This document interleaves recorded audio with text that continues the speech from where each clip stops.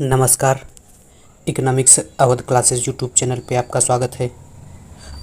आज की इस क्लास में हम लोग गुणक के बारे में अध्ययन करेंगे। आज की इस क्लास में हम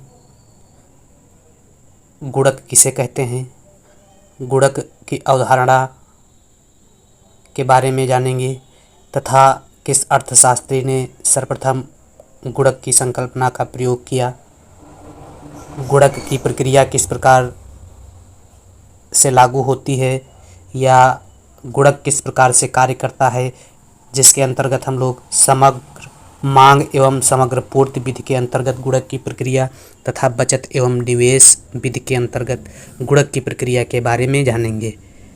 इसके अलावा इसी क्लास में हम लोग गुणक के महत्व को समझेंगे। तो क्लास स्टार्ट करते हैं। और आज की यह क्लास मुख्य रूप से यूजीसी नेट एग्ज़ाम के लिए महत्वपूर्ण है तथा टीजीटी और पीजीटी की परीक्षा में भी यहाँ से प्रश्न मिलने की संभावना है। गुणक जो है,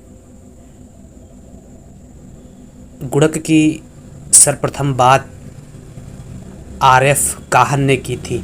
आरएफ काहन ने गुणक 1931 में गुणक की बात की थी। आरएफ काहन का जो गुणक है वह रोजगार गुणक से संबंधित है। इसके अलावा केन्स ने अपने सिद्धांतों में निवेश गुणक की चर्चा की। गुणक निवेश में परिवर्तन से आय में होने वाले परिवर्तन की बात करता है।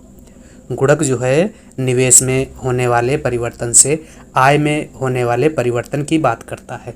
अर्थव्यवस्था में निवेश में परिवर्तन से आय में जो परिवर्तन होता है उसे निवेश गुणक कहते हैं। अर्थव्यवस्था में निवेश में परिवर्तन से आय में जो परिवर्तन होता है उसे निवेश कहते हैं, निवेश गुणक कहते हैं।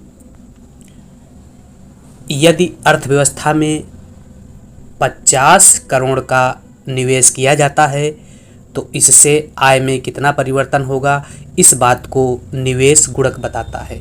अगर गुणक का मान 5 है तो अर्थव्यवस्था में 50 करोड़ के निवेश से 5 गुना वृद्धि होगी। के बराबर delta Y upon delta I, अर्थात निवेश में परिवर्तन से आय में होने वाले परिवर्तन को गुणक कहा गया है, जिसमें डेल्टा वाई आय में परिवर्तन को बता रहा है, डेल्टा आई निवेश में परिवर्तन को बताता है और के गुणक को बता रहा है या गुणक को बताता है। यदि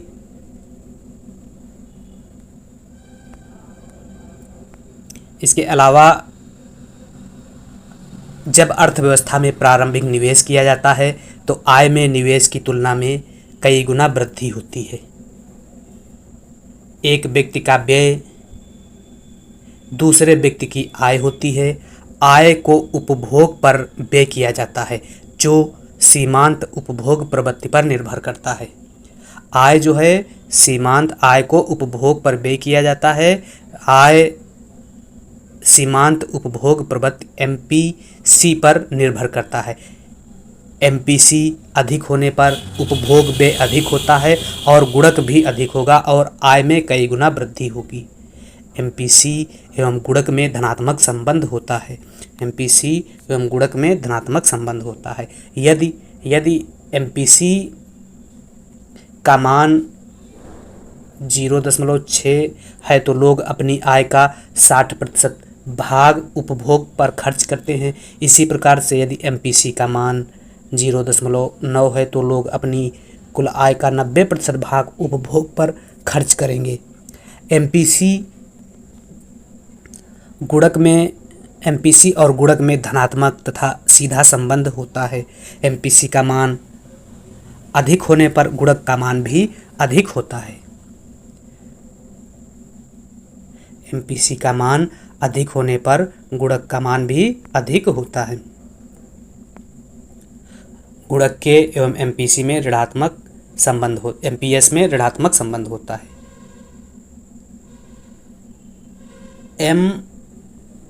एमपीसी प्लस एमपीएस बराबर 1 होता है और MPS बराबर 1 माइनस MPC होता है। तो K बराबर हो जाएगा 1/MPS।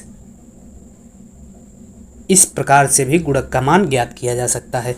तो गुणक दो प्रकार से हो सकते हैं। गुणक के सूत्र, एक MPC की सहायता से गुणक निकाला जा सकता है और एक MPS की सहायता से गुणक निकाला जा सकता है।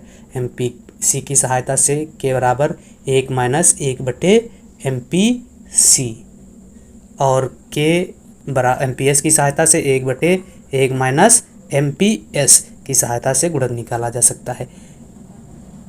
MPC और K में सीधा संबंध होता है। सीधा संबंध होने का मतलब हुआ यदि K बढ़ता है तो MPC भी बढ़ता है, यदि K घटता है तो MPC भी घटता है।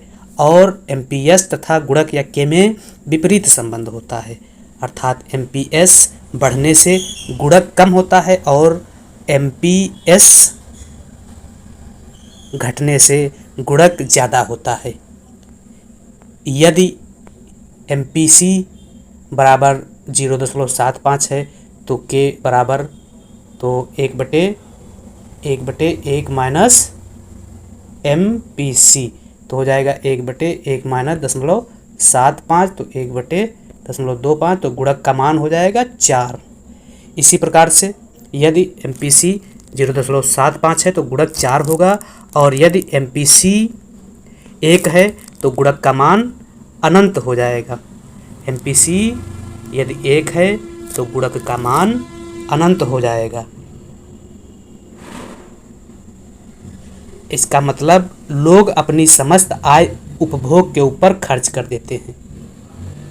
MPC 1 होने का मतलब है कि लोग अपनी समस्त आय उपभोग के ऊपर खर्च कर देते हैं। K 1 होने से आय में अनंत तक वृद्धि हो सकती है। K अगर 1 है तो आय में अनंत तक वृद्धि हो सकती है। और MPC यदि 0 है तो K का मान 1 होगा जो दुर्लभ स्थिति में होता है। अर्थात इसका मतलब MPC जब 0 होता है इसका मतलब होता है लोग अपनी आय का कुछ भी भाग उपभोग नहीं करते हैं। ऐसी स्थिति कभी देखने को नहीं मिलती है। MPC का मान 0 से 1 के मध्य में होता है। MPC का मान 0 से 1 के मध्य में होता है। अतः गुणक का मान 1 से अनंत के बीच में होता है। MPC 0 से 1 के बीच में होता है और गुणक का मान 1 से अनंत के बीच में होता है। तो यह भी इम्पॉर्टेंट बात है कि MPC का मान कितना होता है और गुणक का मान कितना होता है। तो MPC का मान 0 से 1 के बीच में होता है और गुणक का मान 1 से अनंत के बीच में होता है। यदि MPS 0.25 है तो गुणक कितना हो जाएगा। तो MPS और गुणक में कैसा संबंध होता है। MPS और गुणक में विपरीत संबंध होता है। तो MPS बराबर गुणक बराबर K बराबर हो जाएगा 1/MPS। तो 1/MPS 0.25 है तो 0.25 हो जाएगा। तो ये दशमलव हटेगा ऊपर 100 हो जाएगा तो 4 आ जाएगा। MPS अगर 2.25 है MPS अगर 0.25 है तो K बराबर 4 आ जाएगा। K बराबर 4 हो जाएगा। इसी प्रकार से यह न्यूमेरिकल है। किसी अर्थव्यवस्था में 100 करोड़ रुपए के निवेश से आय 50 करोड़ रुपए बढ़ती है तो K बराबर होगा। तो किसी अर्थव्यवस्था में 100 करोड़ रुपए के निवेश से आय कितना बढ़ रही है 50 करोड़ बढ़ रही है 500 करोड़ बढ़ रही है। तो इससे क्या होगा, इससे K पूछा गया है तो K delta Y upon delta I। तो डेल्टा Y कितना है 500 बटे डेल्टा I निवेश से 500 100 तो कितना हो जाएगा यह 5 करोड़ या 5 करोड़ हो जाएगा। किसी अर्थव्यवस्था में 100 करोड़ रुपए के निवेश से आय 500 करोड़ रुपये बढ़ती है तो के 5 हो जाएगा, गुणक 5 हो जाएगा। इसी प्रकार से अर्थव्यवस्था में यह न्यूमेरिकल है कि अर्थव्यवस्था में स्वायत्त निवेश कितना है, 200 करोड़ रुपए है। सी बराबर 80 प्लस 0.75y है। तो पहले में ज्ञात करना है आय का साम्य या संतुलन स्तर ज्ञात करें, और दूसरे में राष्ट्रीय आय में कितनी वृद्धि होगी यदि निवेश 25 करोड़ रुपए है। आय के साम्य स्तर के लिए हम लोग जानते हैं कि एस बराबर एडी, एग्रीगेट सप्लाई बराबर एग्रीगेट डिमांड होता है। तो एग्रीगेट सप्लाई वाई बराबर सी प्लस आई हो जाएगा। सी प्लस आई, जिसमें से क्या क्या दिया गया है, सी ये दिया गया है और आई 200 करोड़ रुपए दिया गया है। तो सी प्लस आई तो 80 प्लस 0.75y प्लस 200 हो जाएगा। तो इधर y को एक तरफ कर लेंगे और 80 प्लस 200 को एक तरफ कर लेंगे, तो y माइनस 0.75y माइनस में आ जाएगा और बराबर हो जाएगा 200 प्लस 80, तो 280 हो जाएगा। तो इसको एक y मानेंगे, तो यह जब घटेगा तो 0.25y बचेगा और इधर 280 हो जाएगा। इस प्रकार से y बराबर 280 बटे 0.25, तो यह y बराबर हो जाएगा 1120 करोड़ रुपए, संतुलन या साम्य की स्थिति में आ जाएगा 1120 करोड़ रुपए। इसी प्रकार से राष्ट्रीय आय में कितनी वृद्धि होगी यदि निवेश 25 करोड़ है। तो यदि निवेश 25 करोड़ है तो राष्ट्रीय आय में कितनी वृद्धि होगी। तो राष्ट्रीय आय में वृद्धि ज्ञात करने के लिए हम लोग देख रहे हैं के बराबर हो जाएगा 1/1 minus M P C, 1/1 minus M P C हो जाएगा। तो एम पी सी कितना दिए मिलेगा, सी से एम पी सी मिलेगा 0.75, तो हो जाएगा 1/1 माइनस 0.75 हो जाएगा। तो यह हो जाएगा 1/0.25, तो के बराबर 4 प्राप्त हो जाएगा हमें। यह दशमलव हटेगा, यहाँ 2 जीरो बढ़ेगा तो 25 से कुछ 100, के बराबर 4 प्राप्त होगा। तो आय में वृद्धि के लिए डेल्टा वाई बराबर के इंटू डेल्टा आई हो जाएगा। तो y बराबर डेल्टा वाई बराबर के कितना हमें मिला है, के मिला है 4 और डेल्टा आई गुणे 100, तो यह 400 करोड़ रुपए आय में वृद्धि देखने को मिलेगी। तो इस न्यूमेरिकल में जब स्वायत्त निवेश 200 करोड़ और सी 80 प्लस 0.75y है, तो आय का साम्य स्तर जो है वह प्राप्त होगा 1120 करोड़ रुपए पर। और राष्ट्रीय आय में कितनी वृद्धि होगी यदि निवेश 25 करोड़, तो राष्ट्रीय आय में 400 करोड़ रुपए की वृद्धि देखने को मिलेगी।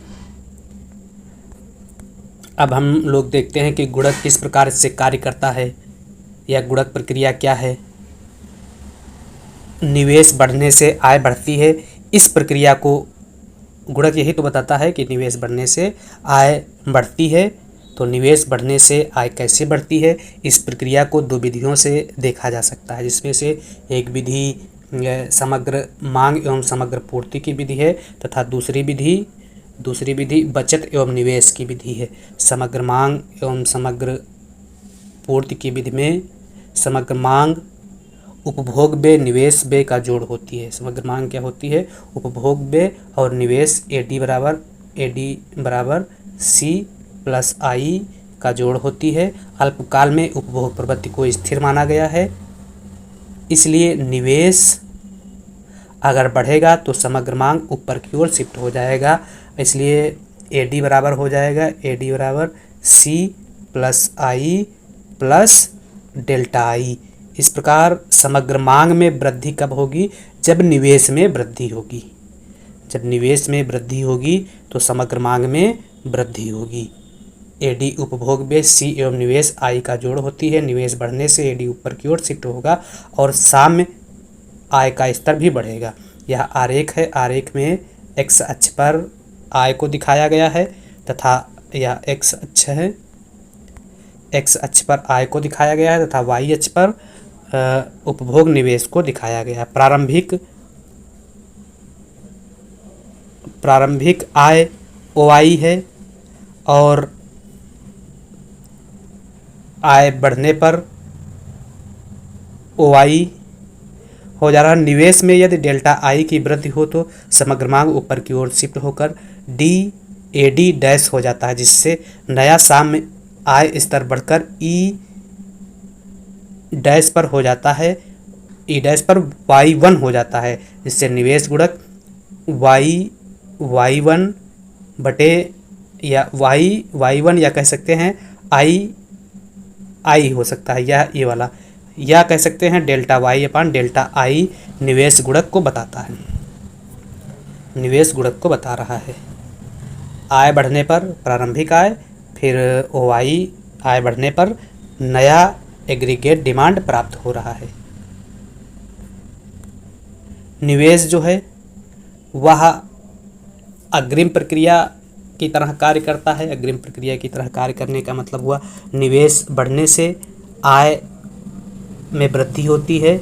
निवेश बढ़ने से आय में वृद्धि होने का मतलब हुआ, या आरेख देखते हैं, निवेश में वृद्धि होने से आय में वृद्धि होने का मतलब हुआ कि E से E1 पर हो जाती है आय, E से E1 पर हो जाती है, या कह सकते हैं Y से Y1 आय हो जाती है।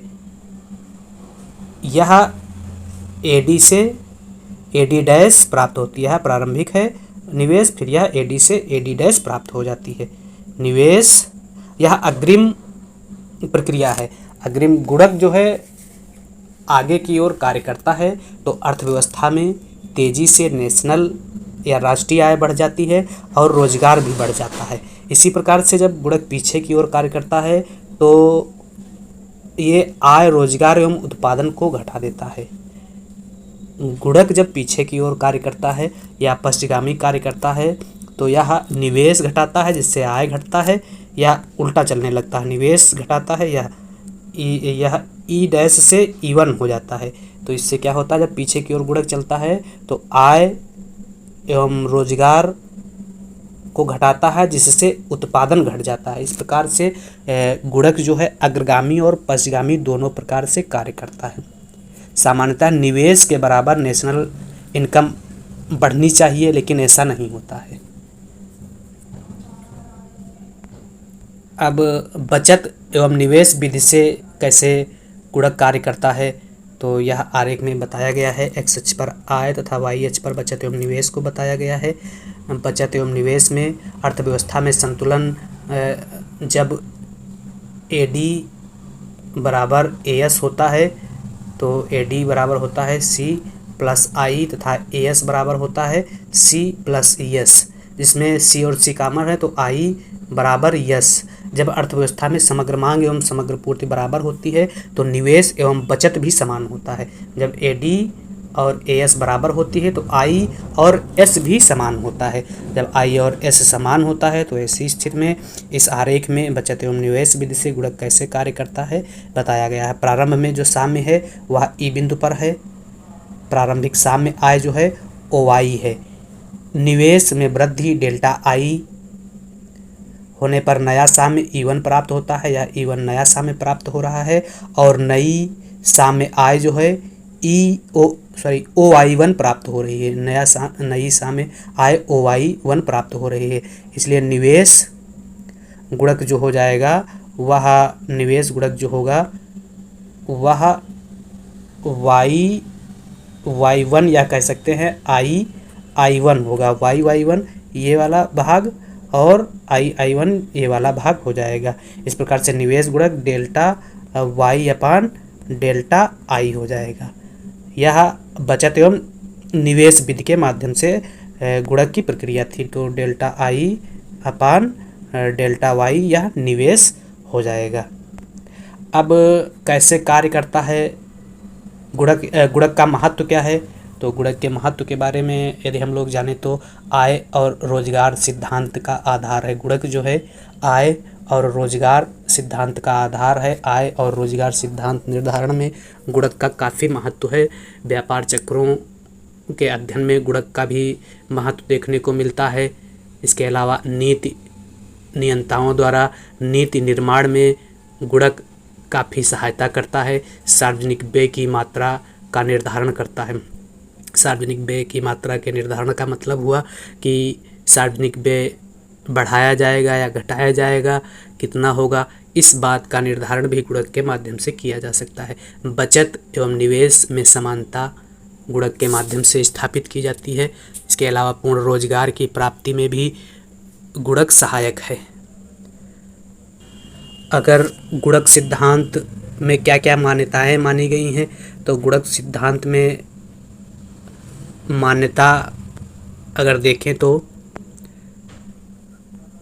मान्यता क्या क्या मान्यताएं हैं। सीमांत उपभोग की प्रवृत्ति को स्थिर माना गया है। अर्थव्यवस्था में पूर्ण रोजगार के पहले की स्थिति है। गुणक वहाँ पर क्रियाशील होता है जहाँ अर्थव्यवस्था में पूर्ण रोजगार के पहले की स्थिति होती है। आरंभिक पूंजी में नई पूंजी का निर्माण होना चाहिए। निवेश गुणक व्यय में आयात व्यय एक लिंकेज का कार्य करती है।